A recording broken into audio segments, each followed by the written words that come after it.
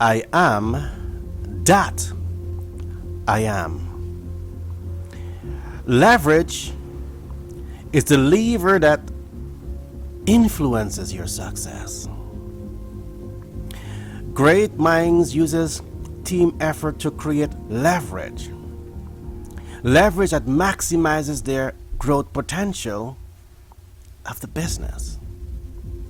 Your team effort to nurture success completely depends on the strength of the lever. Let's talk about leverage. What exactly is leverage? Leverage is the embodiment of vision, team effort, optimizing service delivery. Last but not least, the abundance of success. Today I want us to talk about these four concepts that embodies creating leverage. Let's talk about vision. What is vision? We hear about this abstract terminology almost all of our lives, but what exactly is vision as relates to creating leverage? You see, if you have a business and you want to take your business to the next stage of development, the growth, the prosperity of your business largely depends on your vision. So as a man thinketh, so is he. And if you think small, that smallness of thinking will represent the growth of your business. If you think big, that bigness of thinking will certainly represent your business. So it's all about your vision. So let's talk a little bit about some techniques relating to your vision.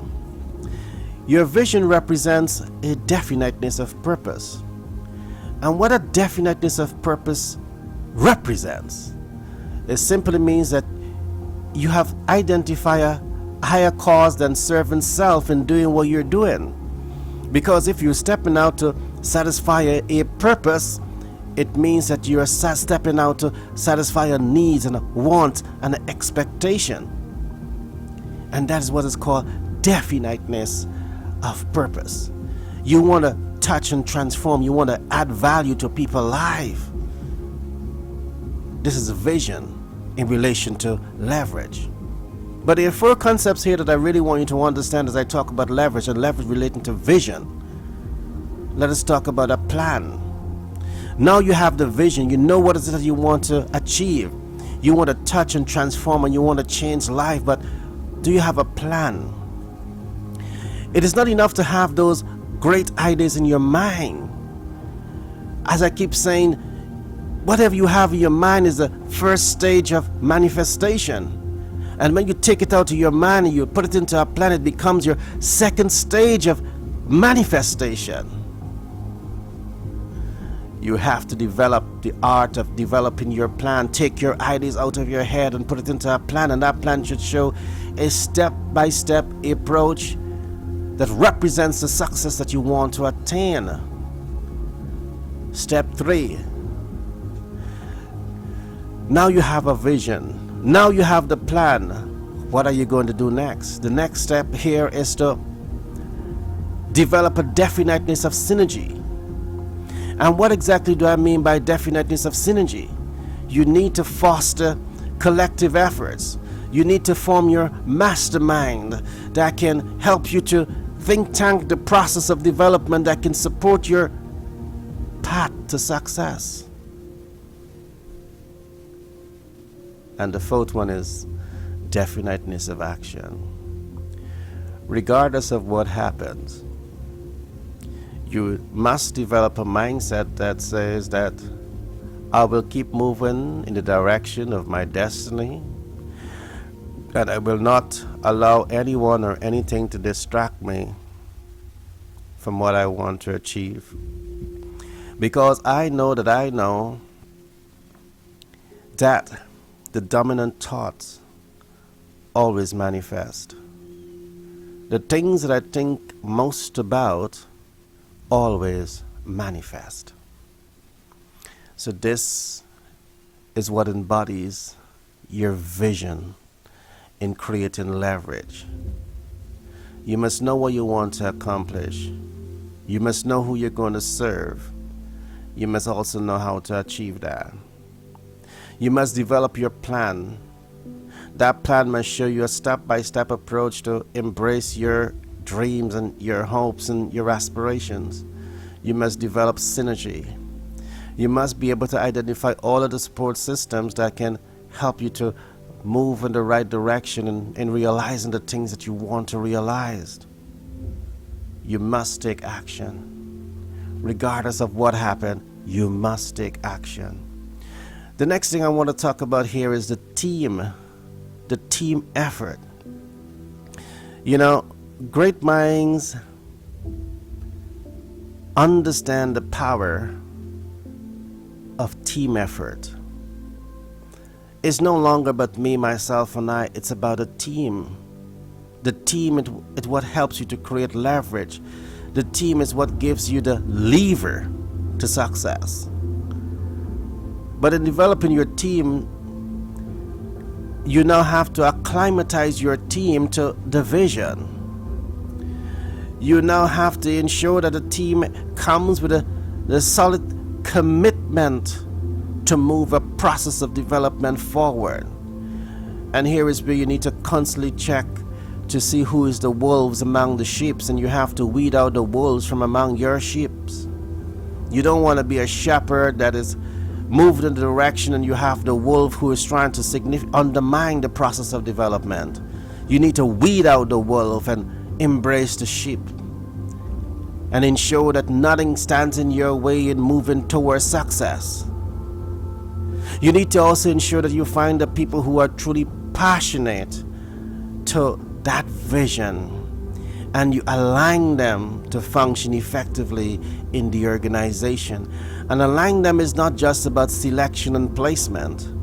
You have to ensure that the people that you are selecting to be a part of your team, you understand them at that deeper sense of self, and by understanding them at their deeper sense of self, you have some sense of understanding of their purpose, their passion, and their gifts, and you align them to the organization to function where they can best deliver above and beyond the expectation of all stakeholders. This is what I call alignment. Step 3. You have to position yourself to optimize the service delivery. And what exactly do I mean by this? In your vision, I clearly said that you have to know who you want to serve and why you want to serve them and how to serve them. Now, when you're setting out to optimize the service delivery, you got to make sure that your products or your service is optimum. Your products and your service is relevant to the needs and the wants and the expectations of your demographic, of your target market. And you know that the team is making that solid commitment to ensure that every time you're delivering above and beyond the expectations of your target market. This is what shifts the system. When people understand that what you're doing is not just about maximizing your profit, but what you're doing is about maximizing the benefit that the consumers can get from you and what you're doing. When you reach that point of development in your life, and you recognize that to grow any success story is not about me, it's not about myself, it's not about I, but it's largely about you making that solid commitment to add value to people's life. It's about you making that commitment to ensure that you can help people to become the best brand of themselves. And when you understand this concept and you begin to apply this concept to your way of doing business, you will start to recognize that you're beginning to transform environments and transform situations, and you're becoming that trendsetter, and you're becoming that game changer, and you're becoming that dream maker. You want to be an individual of exceptional gifts, but you can only embrace your gifts and your purpose and your passion when you truly align yourself to do good in this world.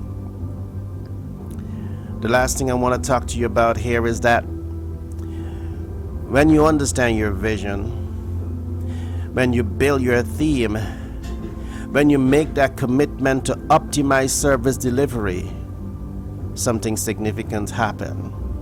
The significant thing that happens and take place in your life is that you set the stage to embrace the abundance of success.